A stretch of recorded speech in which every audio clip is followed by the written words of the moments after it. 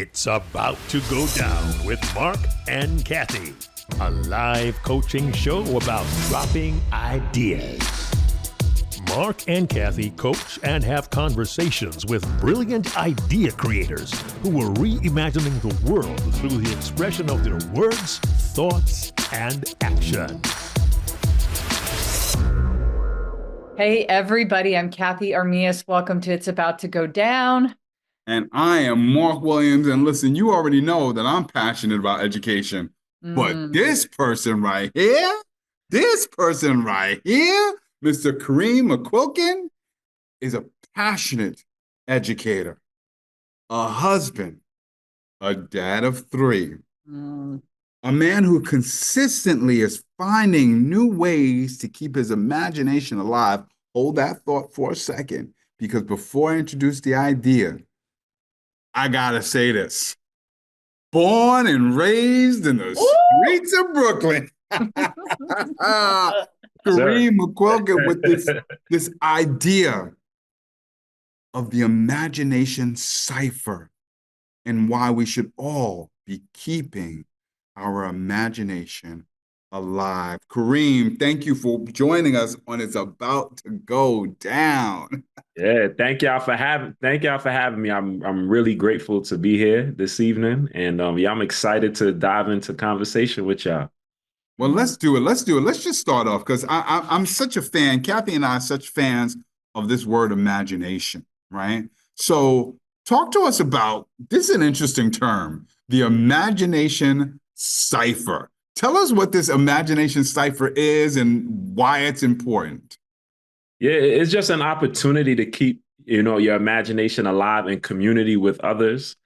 It's difficult at times to keep our imagination alive in a world that sometimes can, we're dealing with issues related to stress. We're dealing with, I'm a father of three, so I got three children that, are constantly throwing different ideas. They got different requests. They got different needs. My husband, all right, I work within the field of education and I work with adults. And sometimes it could be more challenging working with adults than it is working with young people. But one of the things that we do in that imagination cipher is we give ourselves an opportunity to learn from others and what's driving their imagination. And then it allows us to hopefully feel reinvigorated and feel a little bit more inspired to remain consistent within whatever ideas we have within our mind and on our hearts, because that consistency sometimes, it could be challenging. So we got to have people around us who feed into us and we feed into them as well. Oh, Kareem, I love this so much. Marc, you were going to say something. What were you going to say? No, I love this so much because you are talking about using your imagination in a world where I think the go-to is to not use your imagination, especially with adults, which makes it more difficult. I would love to know, what is your favorite way to keep that alive? How do you keep imagination alive in all these areas that you talk about? Yeah, so one of the ways is definitely paying attention to some of the things that my children do. So I remember my daughter, she's 7 now, but when she was 2 years old, like maybe 2, 3 years old, she loved Paw Patrol, right? And one day she dumped all the crayons out of the crayon box, and then I just saw her with this thing on her forearm. And she's doing the paw, like the same thing the dogs do on paw. And she turned that crayon box into right. And her imagination was alive, right? Now my son, he's always like, he hooks his iPad up on like the handles on the drawers in the kitchen sometimes. And I'm like, he has like his own little luxury setup. It is, the iPad is hanging. He's just standing there watching it, or playing with his Legos and just asking me to play with him and just imagining a world that I can't even see, right? He sees something completely different than I do. And then my youngest son contorts his body often, like into these like challenging spaces. And then he'll like be reading something or using his iPad or just like talking to me. And I'm just thinking about how he's imagining space and his spatial recognition is very different than my other two children's were, right? So just looking at them every day is a reminder to me, like if I want my children to keep that alive, right? How am I, even though they're very young, how am I demonstrating that in my own life? And that I would say is my main source of inspiration. The other day, my daughter, she's way beyond her grade level. She won the spelling bee last year, probably would have won it this year. But she didn't want to participate, right? Because sometimes she has she has social anxiety in some aspects, and she doesn't like to be in front of crowds. And I totally understand it. And I wanted her to do it, and I let her know I wish she would have, but I also understand that you have some fears, right? And I let her know that I have some fears too. Public speaking isn't necessarily one of them, but I just started to think in that moment, like, what are the things that I can do and speak to her about that's showing her that I'm imagining new opportunities for myself. I'm imagining myself developing new skills, because that's the only way that I could actually do it. I have to imagine it happening in order for me to do it. Mm. Cathey, I think when you asked that question, and Kareem, the way you answered it, it was interesting how the focus went on children, right? I think about all of those childhood examples, like it's where imagination seems to roam free. And then for some reason, there's a point where it stops happening. And I'm sure there's all kinds of research out there. We know that. But Kareem, I'm just curious, what have you noticed, especially since you talked about working with adults sometimes being harder than working with kids? What have you noticed when working with adults that seems to be getting in the way of that imagination? Yeah. So in the movie If, have y'all seen the movie If?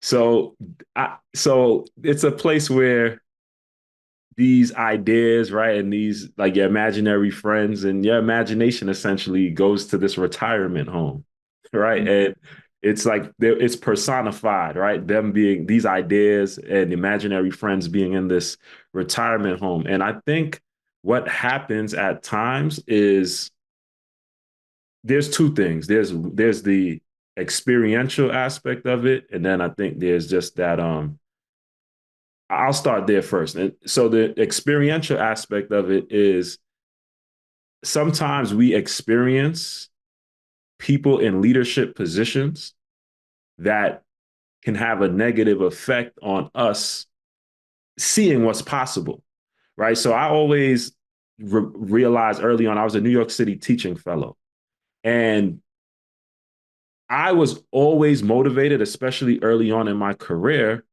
by my principal.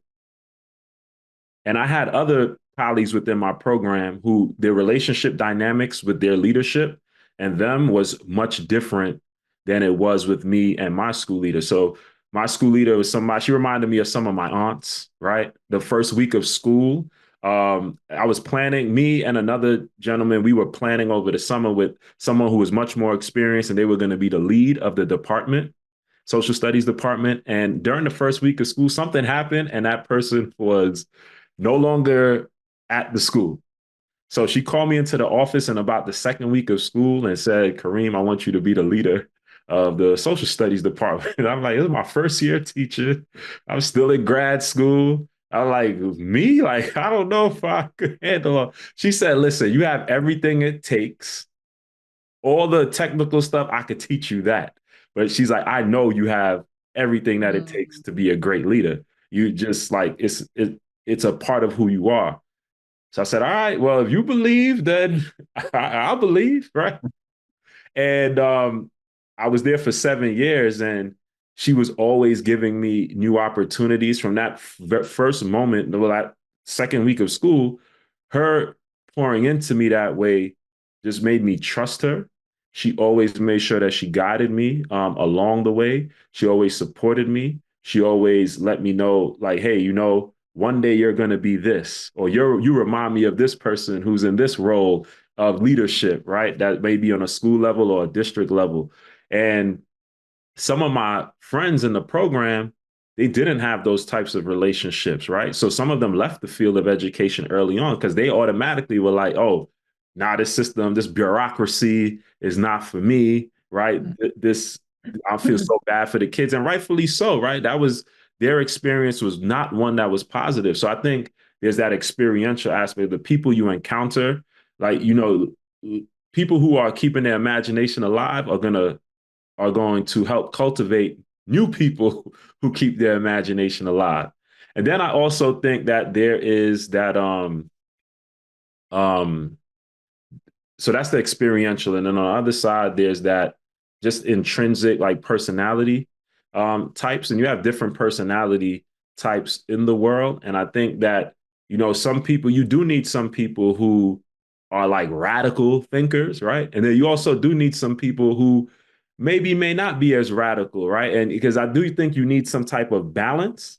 But if you're in environments that are not balanced and you don't have people who will maybe challenge some of your ideas, then I think that you are just surround yourself with yes people, and it doesn't really push your thing because you may have a radical idea that's great, but sometimes it takes that person who is pushing back on that idea to help that idea flourish. And if you don't have radical ideas, sometimes it takes somebody with those radical ideas to pull you out of that comfort zone. Wow, Kareem, this is I love your description of this all. And I love even that you've left space for everybody. Like you've left space for people that might be radical, imagination thinkers and people that might not. And there's a balance. I love that. I wrote something down too from what you said, because there was something that stuck out to me. And this is a paraphrase of something you said. Imagination cultivates imagination, or imagination cultivates creation, or something like that. And I love that because in the story that you described, being first year teacher and then getting asked to be like running the social studies, department, you probably were like, wow. But I love that it got cultivated through somebody who saw something in you that you didn't quite see yet, or you didn't know that it was cultivated. And so then it gave you permission to be that, to probably be really creative and imaginative in your space there. And I'm sure you also cultivated a bunch of other people, some that maybe maybe others that you don't know. And so one thing that I'm picking up on, Marc, is kind of the way that, hate can breed more hate, anger can breed more anger. We need more adults to be imaginative and creative, right? And I'm already getting from this conversation is kids kind of do it naturally. Like kids are sticking their arms in, crayon boxes and being Paw Patrol and hanging their iPads, and you're like, wait, how did you hang that? There's like a $40 thing to do that, and you just hung it on a drawer. Like, Right. and how I wonder what we can do. I guess the question I'm posing and what I'm thinking, I wonder what we can do to like, practice that muscle, like build that muscle to be more imaginative. And maybe we need to play a game, Marc. I don't know. Right. Tell me what game you got on your mind, Cathey. Oh, I'm thinking, so Kareem, every once in a while we throw out this thing like, let's play a game. And, maybe the game for today would be, what's something that you can create from your imagination? What's something creative that you can do that you that you just imagined? And I'll go first because I thought about it. And I don't have it fully formed, but here it goes. So one of the things that I love to do, I love creating new traditions. And I think they can be really creative. I just think it's fun in your family or with your friends to kind of create some traditions.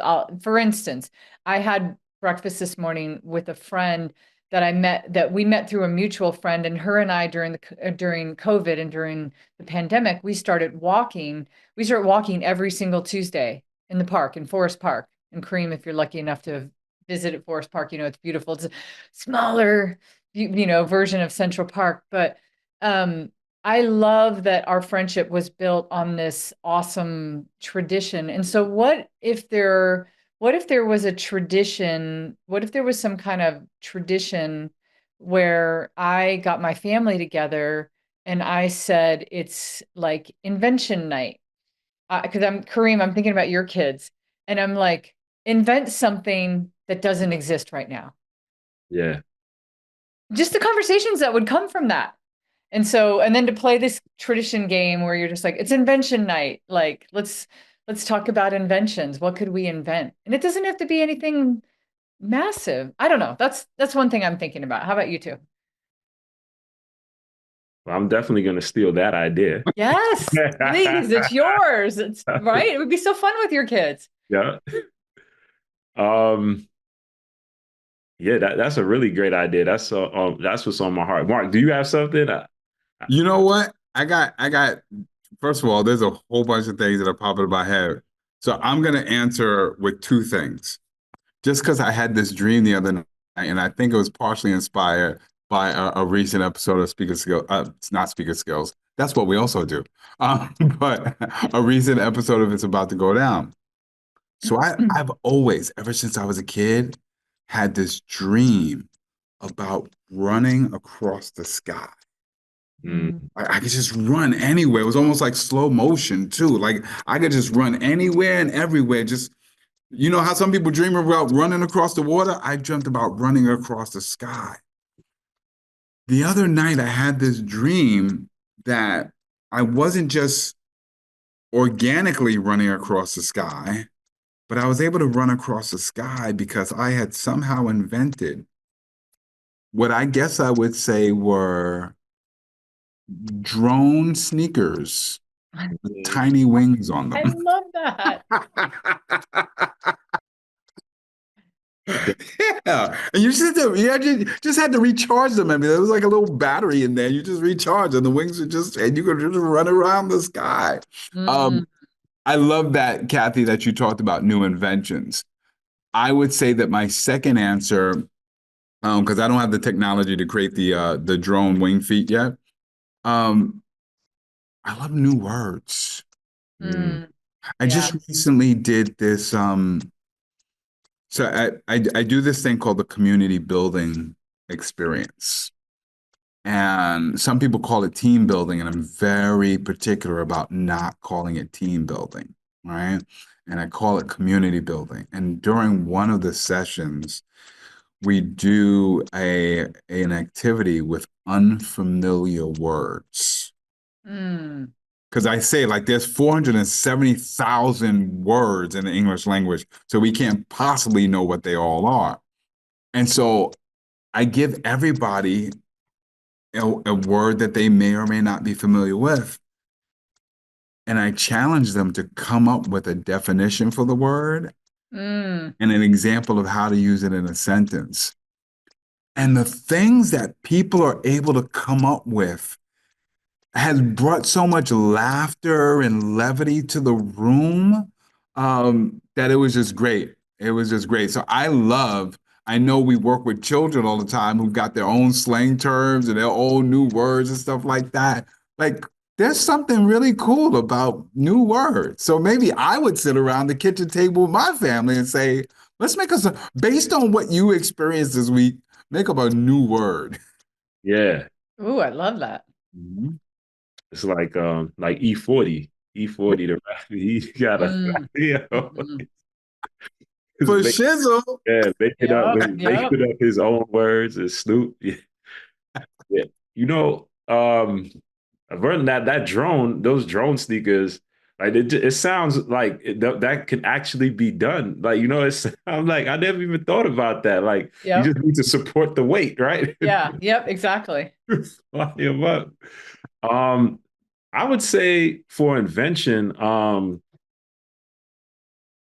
there's something. So it's something that I didn't even think of it as an invention, but I want to build on it. And your example made me think of that, Cathey, is so there's a mountain there, a stone mountain, and we can climb it. And maybe not my 3-year-old, but my 4-year-old's almost 5, and my 7-year-old's been up there already, and my 5-year-old's been up 4, soon to be 5, has been up like to a section of it, but not all the way to the top.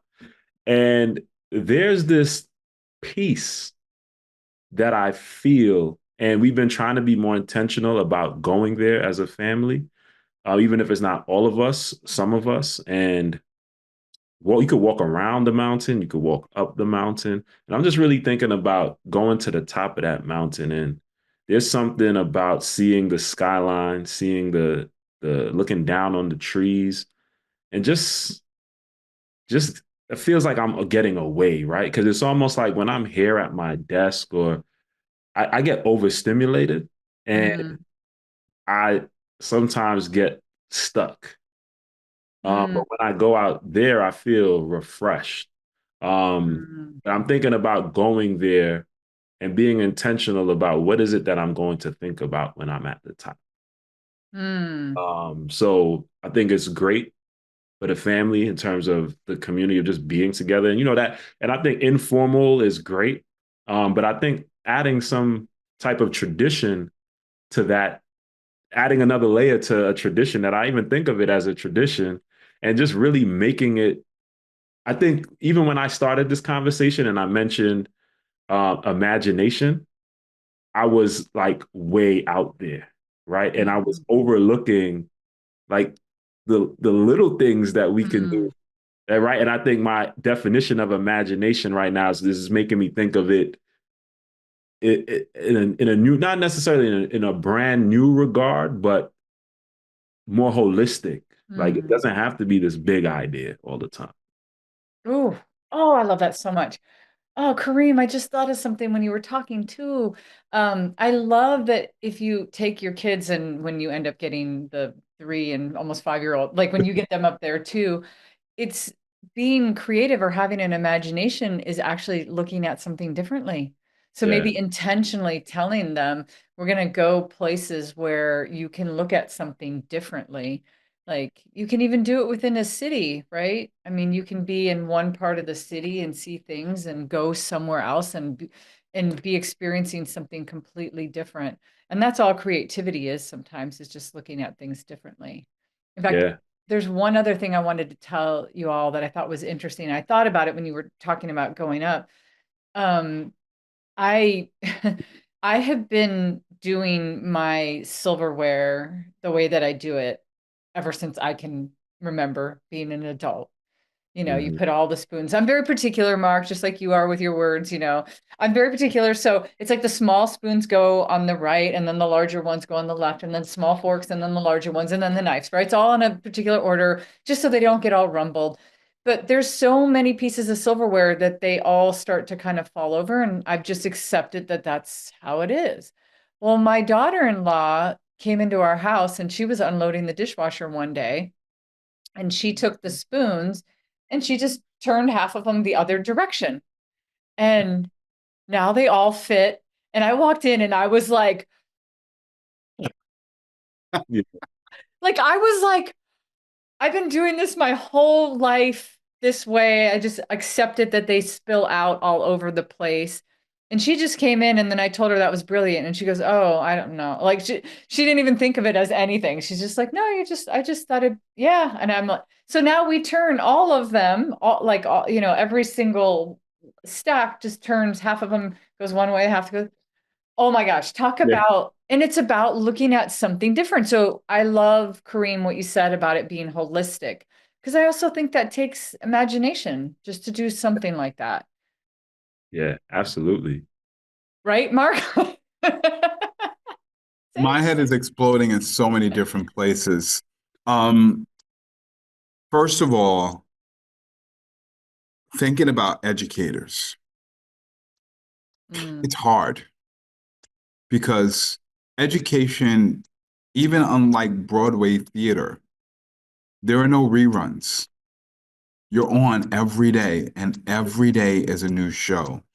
And I've known educators who, over the years, that's why a lot of them like to teach the same class year after year, because ultimately, I got to do less thinking, right? Like, I don't have to create it because creation is such a huge part of the job. mm, But then after a while, you get so stuck in your ways that sometimes the imagination goes to the retirement home way before the teacher does. Right? Yes.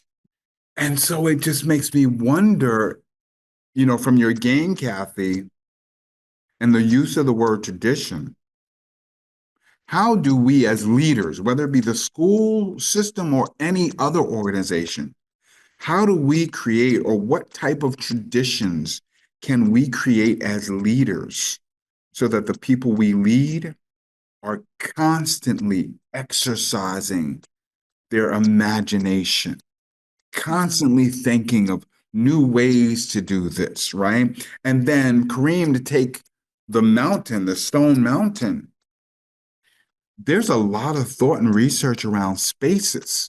So how are we even recreating some of our workspaces so that they facilitate imagination? Like maybe we should stop just hanging out in the staff room with the microwave and the water cooler. We need someplace with different colors and things like that. And I'll drop this third one, and I know I'm just dropping a whole bunch of things, but you also made me think about feedback. Feedback is a really tough thing when you think that it's pointing out something that's wrong. But how more impactful could feedback be if I saw what you said to me, Cathey, as an extension of imagination? You're not pointing out what I've done wrong. You're just imagining what I could do differently. Yes. Oh, I love that. That's making me think about within the field of education. One thing that I always thought about, especially being in class where I met you, Mark, sometimes people will become assistant principal or principal in a school that they were a teacher at, right? And there's this Danielson rubric that you use to rate teachers. And there was a debate one time about, if a teacher's been getting a 3, right, or a 4, and now you think they're really a 2, and you used to work with them, and you give them a 2, they're like, what do you do in that situation? If you think it's a 2, but they've been getting 3s and 4s, and I always believed that I'd continue to give them a 3 or a 4. Now, the reason is because I believe that I have to drive the conversation in a way where even if you're getting a 3 or a 4, I'm still asking you, what do you want to improve on, right? Because even if you're getting a 3 or a 4, it was the quote was highly effective, which is a 4, is a place that you visit, not a place that you live, right? And I was like, I would always lead with that. Because we always want to continuously grow. So if I give that person a 2, I still want them to get better, right? So if I give them a 3 or a 4, that thing that they're trying to get better at through my guidance doesn't necessarily change. So to maintain that relationship, right? Because that's a major part in terms of helping that person keep their imagination alive too, right? There's a level of relationship. And now it doesn't mean that I'm being some people are like, well, you're not keeping it real with them. And I said, well, all these numbers are subjective anyway. They're obscure, right? What's my main goal? My main goal is to help them continuously think about how they can improve the experience that they're creating for their students. And then something else that always stuck with me along my journey was when we get into a feedback conversation, we could ask some people, right? How do you like to receive feedback? Do you like it when it's just direct and straight up? Or do you like it when I'm facilitative and I ask questions to try to get you to lead yourself to the answer, right? And some people, especially people who are more experienced, they're like, yo, just get to the point. Stop asking me all these questions. I know what you're trying to do. Like, just tell me what it is, right? And you can still ask them questions to push their thinking, but like, I'm going to take a different path than somebody who may be a newer teacher, and they may say, I want you to ask questions to try to help me get to that answer myself. So yeah, those are two things that what you said made me think about when it comes to the education space and what leaders can do to help people keep their imagination alive. Wow, I love that we've now went down like this rabbit hole of like feedback because this is so cool. No, but this is awesome. Kareem, you said something so great. I love this. You said that if you were to rate somebody with a 4 anyway, if it's a place that you visit, not that you live. One of the things that you could ask somebody, because I envision somebody asking me this, even if it was direct, it doesn't matter. How often do you think you visit that place? Like, right, Mark? Because we can all, even as like a speaker, right, a professional speaker, you might get on a stage someday and be like, oh, that felt good. Like I connected with the audience. I felt like they loved it. I felt like I was high energy. But are you doing that most of the time? Or do you just visit that once every 10 years, like Disneyland or Disney World or something like that, right? So I kind of like this. I kind of love that you brought subjectivity into it as well, because everything's kind of subject, right, to whatever. There's subjectivity to even creation or, imagination. The spoon thing is a great example, right? I mean, somebody else might be like, that's not creative at all. And it's like, what? It solved a major problem, Right. So there's a lot of subjectivity to it. Anyway, I'm loving this. I'm just commenting on that because I think you can be within the heart of what you're saying, and you are being real with them. You're just bringing a mirror with you and asking them how often they think that they visit that 3 or 4. Yeah. And you don't have to tell them, like that's. Yep. By the way, Kathy, I love the genius of the spoon example. Oh yeah, it's good, right? Yeah, well, I like it too because sometimes we think we've got it all figured out or we've thought of everything there is. And sometimes we need a metaphorical daughter-in-law who's not even necessarily trying to come up with this groundbreaking idea, but just another pair of eyes, a different view of imagination, right? And imagination, I love how you said this earlier, Kareem, it doesn't have to be this grandiose thing. It's just a new view. Yeah. And Yeah. sometimes we need somebody else with a new view. That's powerful. How do you get a new view in everything? I love that.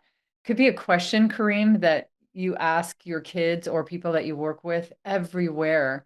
Like, how can we look at this in a new, how can we get a new view? That's short and punchy, right? How can we get a new view is code for how do we use some creativity or imagination in this? Yeah. I love this so much. There's ways now I want to ask you another question, Kareem, because I was thinking about, was it your son that you said would like sit in a certain way? Yeah. Yeah. That's Okay. something.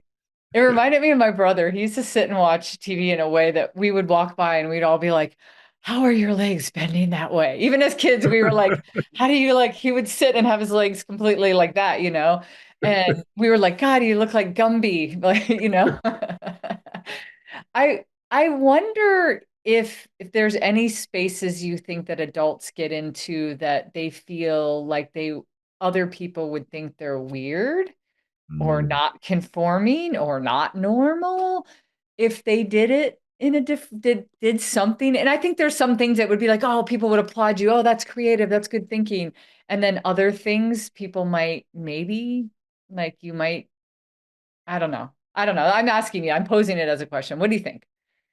So do adults, can you say it one more time? Like what? Yeah. Do you think that if people are using their imagination, like, do you think some of the reasons why people might not do it as adults is because they're afraid of being judged, I guess is a simpler way to put it, right? Is that people might think they're Yes. weird or. Yeah, I think, fear of failure, fear of judgment.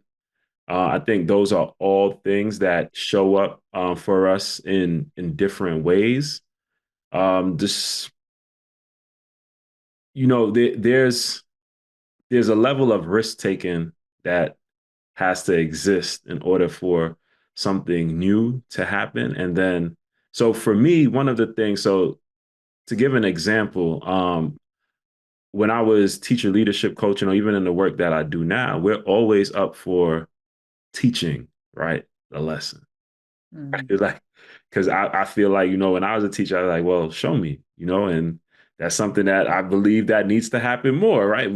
People give feedback and all these, especially principals or district leaders, and there's this idea that, people should get it, right? But I believe that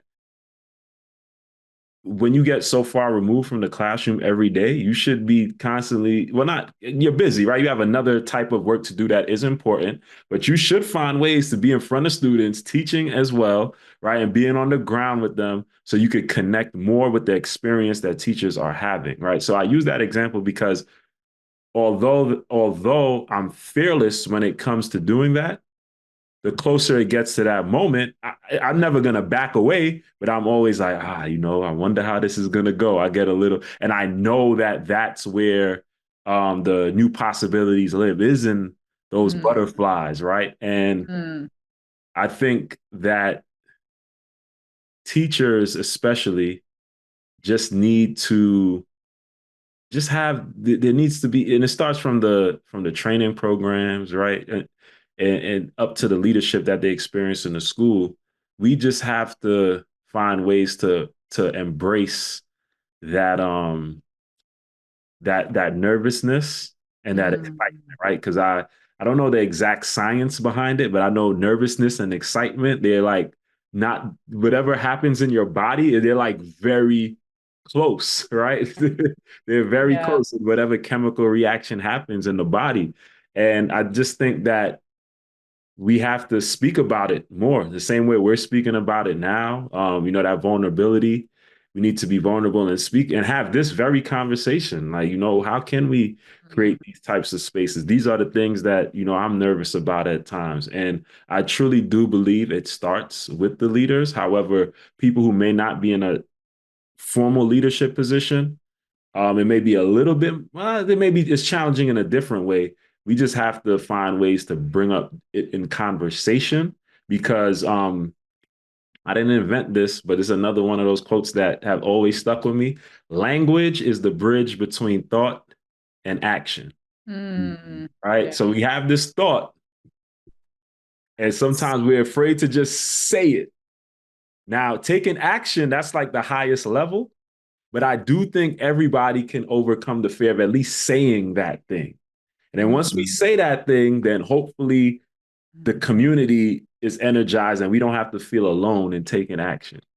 That word alone, for me, bridges the thought that Cathey was coming up with the question. It's hard to use your imagination in a world where you're always afraid that somebody's going to judge your idea. And I think a part of that is because we're so focused on trying to find out the answer or figure out what's wrong with the answer that I don't think we spend enough time looking at options. And to me, imagination is about options. Judgment is about answers. And I think that's what getting it out. It reminds me of, I remember an activity and a brainstorming activity that I learned about leadership. And it was, all right, here's the question. Throw out ideas, but do not give a comment on the ideas. Just put them all up on there. And why do we say that? Because the comment is driven by trying to find the answer, but not giving space for the options. Marc, you're so right. I love this. I love that because, anybody who's running any kind of brainstorm thing will always try to stop people, and people cannot help it. Somebody will put an idea up and they'll go, oh my God, we can't do that. Don't do that too, because what happens, even bad ideas create good ideas. Sometimes a really good idea comes from the opposite of what a bad idea was. Like, what makes that thing bad? Probably the opposite will make it good, or there's other.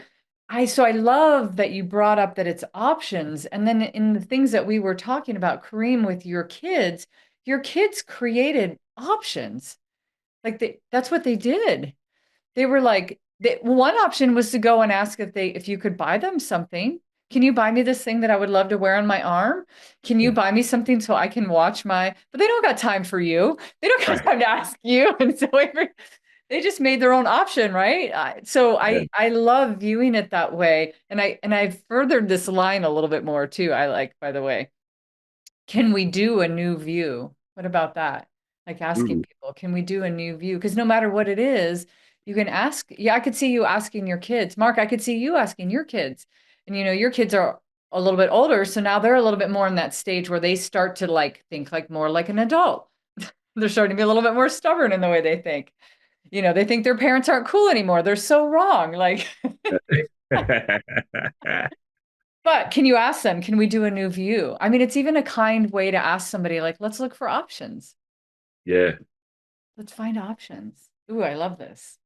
Yeah. That's so true. There's so many environments that I've been in that I've learned from, like, everybody, right? The people who may not be as outspoken, right? But when they say something, they like it's powerful, right? And Mm, I've learned from some people who just, they just go, right? They just like spitting it, like talking whatever's on their mind, letting it go. And then somewhere within there, sometimes it's just like maybe nothing really sticks, but that one thing that does stick, right? And it happens so differently for everybody, but a team environment is critical.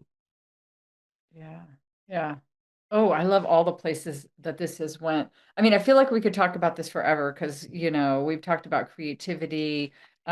We've talked about, options, but Kareem, I'm just wondering, when we started, you've already kind of explained that you're thinking about it in a different way. I would love to hear how differently your brain is thinking about imagination now. Yeah. It's making me think about the foundations of imagination. And I feel like what I came into the conversation with was I was thinking about the if I'm thinking of it as a house, right? A 3-story house. I was up on the roof, right? In the third story, maybe the second. But now it's making me think about how really setting that strong foundation when I'm using my imagination is critical, right? And you can have just as much fun on the first floor as you can on the Mm. second or the third, right? And you can't overlook what's happening on the ground level, because then you won't appreciate it as much when you do, when those imaginative ideas actually come to life. And actually, the only way they can come to life is by entering on Oh, ground level. So the spoons that you mentioned, right? Something small, the things with my children, right? Thinking about traditions and all of those things. I think I I need to spend more time there. mhm. Um, when it comes to using the word imagination, I'd say, oh, I need some self-care, right? I need some time in nature, right? But I think if I continue to just use that one word, imagination, it really encompasses all of those things. And for me, the word is imagination. For somebody else, it may be a different word, but that word imagination does something for me.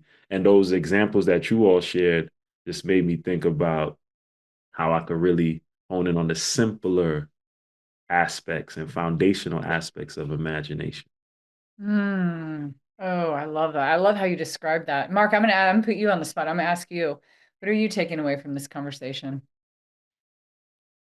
I'm taking away answers and options. Mm. Um, that's what I'm taking away because, especially as it pertains to feedback, whether it be feedback at work or feedback in a relationship. We Yeah. get feedback in all kinds of ways, and like not just getting stuck on the answer, but goodness, living in the options And the other thing, and you quoted it early, Kathy, that high score, that high rating is a place where you visit, not a place where you live. Always imagine how things could be different or better. Mm. Yeah. Yeah, Kareem called that. Yeah, that Kareem that he said that, and I just reiterated it. So good. I love that. I took those away as well. I also want to go back to the beginning, and for me, I love that imagination cultivates imagination. I know it's not exactly what you said, Kareem, but that's the thought that I'm leaving with today. And I love one more thing that you just said, which is in my mind, I kind of almost say imagination, creation, creativity, they're almost the same, but I love that you even said, this is my word. This is the one I choose to live by. And I'm like, yes, I love that because it means something to you. And so you're practicing the art of imagination, and that's something very specific. So that's what I'm taking away. Well, I love this conversation. Kareem, I would love to know for our audience if somebody wanted to find out more about you and what you're doing and how they can bring imagination in their life a little bit more, where can they find you? Yeah, so I start at the professional level right now. I'm working with We Do It for the Culture. It's a social emotional learning curriculum rooted in the five elements of hip hop and storytelling, and we connect it to youth Ooh. culture because we're trying to reimagine the social emotional learning space. It's pretty Mm. dry, so we feel like we're bringing some innovation to it. A lot of schools have advisory programs, and we're giving them something that they can utilize to help make that experience meaningful and engaging for their students. On a personal level, on Instagram, I am Professor X, PROPHESSUH_X. And that's just my personal Instagram. I have been, and I know many people may be able to relate to this, that, okay, what's my professional thing that I'm trying to make people understand about who I am? But then there's that personal thing. So you see all types of things on my page. I've at times strive to have this professional page like some other people do, where it's like branded and all of those things. And I do think there's benefits in that. Maybe one day I will get there. But right now it's just a place where you'll see some of my random thoughts, some things I do in my personal life, some things I like to do for fun. But at Mm. the core of who I am a human being who is about love Mm. and just trying to find new ways to keep my imagination alive and be a lifelong learner. So just check out what I'm doing. Who knows what I'll be doing next week, a month from now, or a year from now. But I do know one thing that I will never do is let my imagination die. Oh, yes, Kareem. Kareem, thank you. Oh, what a beautiful way to end our conversation, which we could have went on for 100 hours talking about imagination. Thank you. Anybody watching, please check Kareem out and please check him out in his full imaginative human form. Whatever he's doing, I know it's going to be awesome and imaginative and creative and great. So that's amazing. If anybody's watching and you're like, wow, I want to chat about an idea, just reach out to Mark. We have a website. It's about to go down show.com. Reach out to us. We'd love to have you on the show to talk about whatever idea you want to talk about. But for now, Kareem, thank you so much for chatting with us about this awesome idea. And thank you for giving us that space of showing us what we can do, and Mark with the options that we can use with imagination. Yeah. So it did absolutely go down here Yeah. today. And join us next time if you want to see it go down again. But thanks for watching our show and being part of our community where we always, always have our ideas shine. Thank you.